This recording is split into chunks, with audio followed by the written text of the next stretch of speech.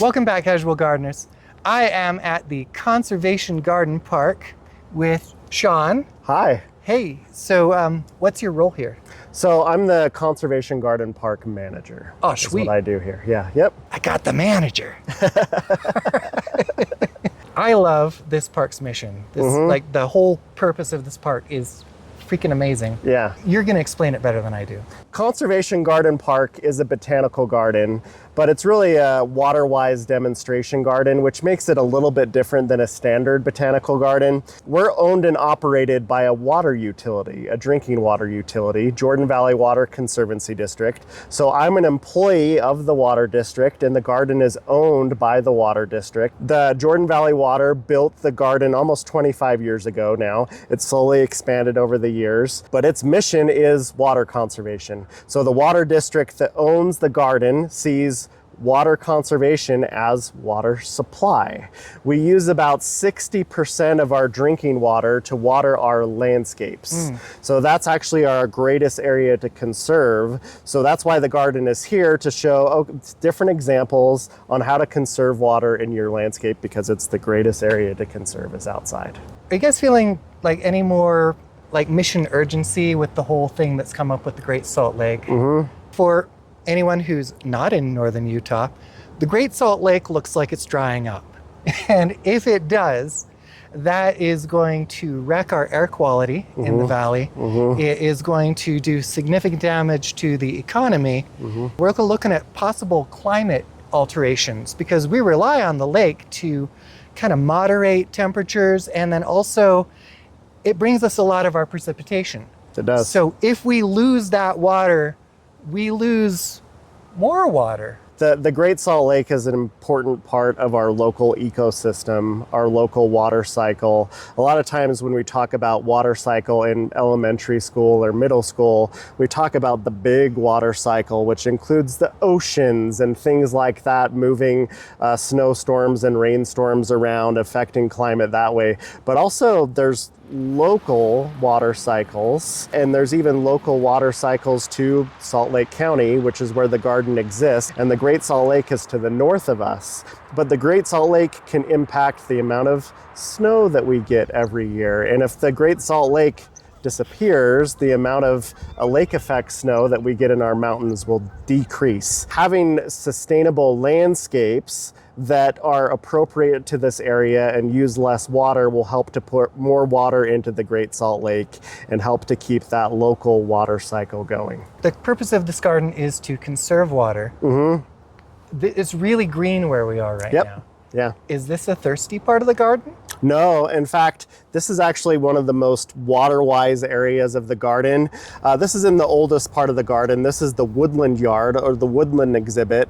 And a lot of the trees and shrubs that you can see around us are actually native to Utah. They use, this landscape is using a quarter of the amount of water that is typically used by a traditional lawn-dominant landscape here in Utah. Oh, wow. And it's still really nice and lush. For instance, we have these big-tooth maples above us here, which are native to Utah.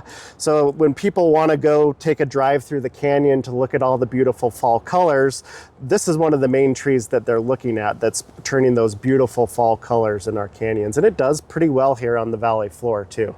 Man, if I had to choose between hanging out here on a warm summer day, hanging out on a traditional lawn, on a warm summer day, I'm so here. We're trying to show different ways that you can reduce the amount of lawn that you have. We don't want to get rid of all lawn, but we want to reduce the amount that we have and think about replacing it with landscapes like this. And if this was in my backyard, what a great backyard to have. Pretty nice, huh? What a nice little pretend patio. Yeah, absolutely. So there's a pretend house here. Yep, absolutely. So we're in the Localscapes exhibit right now. It is a quarter-acre residential landscape with a pretend house that we're sitting on the front porch of right now. Over the years, we had heard that people really enjoyed the garden, but because things weren't to a residential landscape scale, people were having a hard time converting what they were seeing at the garden to their own landscape. So we decided to take our Localscapes educational program that teaches about water-wise landscaping in Utah and just make an exhibit out of it. So it's a 1/4 acre. Here in front of us, we've got the pavilion, which makes a nice place to gather when it's really hot outside in the garden. But yeah. So there are the different principles of localscaping that I'm coming at piecemeal. Yeah, okay, yeah. Maybe I'll describe it a little bit for you. You're going to do it so much better. Yeah, so for years and years, we taught Xeriscape, which many people are probably familiar with Xeriscape. There's not really anything wrong with Xeriscape. It was actually developed by Denver Water in the 80s. And it was all about having a water-wise landscape, and it kind of spread throughout the West. But what we found out is Xeriscape kind of has negative connotations here in Utah, and people will turn Xeriscape into Xeroscape. And then people picture cactus and lava rock, which is not what we're really trying to promote here. So we came up with Localscapes, which is landscaping for Utah. And there's 5 elements to a localscape. You mentioned a couple of them already. So there's the central open shape, which is typically lawn for the most people. But people could also have a large central gathering area that is their central open shape in their front or their backyard. But really the central open shape is the design element that everything else is designed around, which is typically lawn. And then lawn makes up about 20 to 25% of the landscape, both in the front yard and the backyard. So we've eliminated lawn out of areas like side yards, park strips, areas where it's hard to maintain. And then so central open shape is the first one. Then we have gathering areas, which you mentioned, which we're sitting in one right now. We have activity zones, which are vegetable gardens, kids' play sets, a shed, a place to put your garbage cans, all types of activity zones. Paths are the connectors of a localscape. And then the last one is planting beds. And planting beds are watered with drip irrigation. They have mulch and water-wise plants. And that's the 5 elements of a localscape. I noticed when I was planning a couple of landscapes, if you can just have that central area that you've planned and some paths that you've planned, yes, you can just slapdash the rest together, and it still looks like you put some thought into it. Yes. Which, if you're a casual gardener, that's important because you want people to think you care about your garden, but it's a lot of hard work, man. Yeah. Oh, yeah. So we've talked about we can still include lawn in our landscaping and save water. Yep. You can do both, guys. Yep, absolutely. I think this is a really fun area because tell us what you've done here. Yeah, so this is our turf plot display. We also have some lawn alternatives here too. So we have 8 different types of lawn. So we have some cool season grasses and some warm season grasses, all using different amounts of water. But we also have some lawn alternatives here. So thinking about your lawn, most of the time it's grass, but you could also do it as vinca, or some taller ornamental grasses, or some ice plant, or some sedum. There's all sorts of different ground covers that you can use as an alternative other than lawn. And typically they all use less water than a lawn would.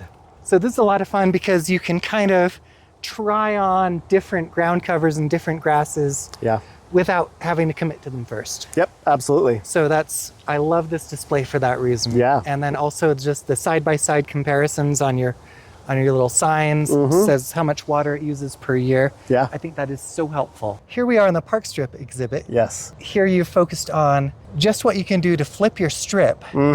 Why would we want to just focus on flipping the strip first? Landscaping can be expensive, right?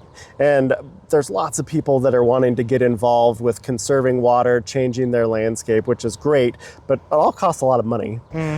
So whereas a park strip, which is the area between the road and the sidewalk in front of your house, which typically has lawn in it, that's a great place to start with, because lawn in a park strip usually can't be watered efficiently. It's wasting water. It's hard to keep the lawn looking good. So you can remove the lawn out of it, put in some drip irrigation, some mulch, and some water-wise plants. You'll save some water. And it's not a huge expense either compared to the rest of your landscape. The other advantage to it is if with the park strip project, you can kind of become familiar with the water-wise landscaping principles and techniques in a smaller area of your landscape, and then take what you've learned to the rest of your landscape over time. Yep. So this is just another way you can try on the localscaping Yep. for size and figure out how to work it before you commit to it. Yes, absolutely. Oh, nice. Yeah. I love that the Conservation Garden Park also includes a raised bed garden display, because even vegetable gardens are more water efficient than lawns. I'm also gratified to see that the tomatoes here are turning red really slowly, just like the ones in my garden, even though it's a whole USDA hardiness zone warmer here, because it's been a little embarrassing. These black strawberry tomatoes are a lot of fun. I'm gonna have to check them out and find out more about them, because this is just some beautiful coloration starting to show on here. Looks like they are good producers and probably an indeterminate tomato. Let's find out when I have a chance to do some homework. Something that was difficult to remember to talk about while I was in the park is they have really affordable or free events and classes for Utah locals to attend. I know my wife and I benefited from one about weed control. I attended one about irrigation systems, which made my gardening life so much easier. And of course, they always are talking about their localscaping program, which is just an amazing resource if you want to save water and have an attractive functional yard all at the same time. Probably my favorite tool on their website is the Plant Finder. This is a database of plants that you can use to find. So you've got all these different types of plants. You can look at their irrigation requirements. You can sort by how much light an area gets to find a plant that's appropriate for it. Different purposes that you might have for plants, including good plants for park strips. Design elements. So do you want an infill plant, a foundation plant, a park strip plant? When do you want your plant to bloom? Are you looking for spring bloomers, summer bloomers, fall? Are you looking for a particular color of plant or even a color of foliage? You can also tick off deer resistant, foodscape, ground cover, all sorts of other things, and really narrow down your search.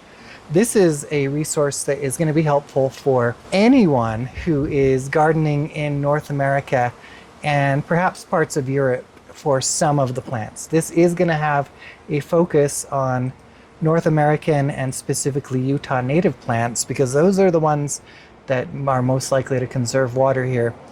But you can use this plant finder to find plants for almost every need. So here I've picked some summer blooming perennials. So let's say I'll click on all gold lemon balm. This is another thing that I really love. So everything I'm going to need to know about the plant. For a lot of the plants, it will show you different images of the plant at different times of year. And so you can plan your garden for all seasons for all plants using this tool. Hey, thank you so much. No problem. For showing me around the garden. Yeah. And giving me a chance to boost what I think is one of the best gardens in the Salt Lake Valley.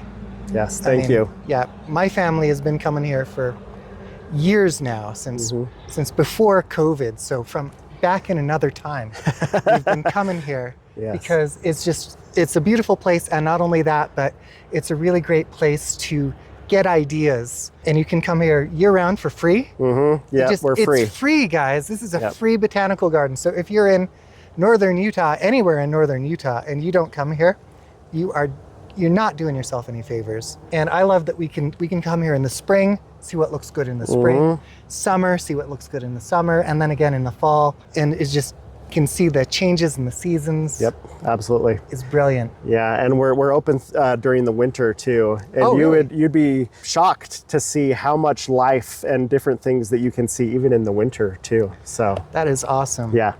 Well, thank you so much, Shaun. Thank you. Yeah. I really appreciated this. Awesome. Thank you.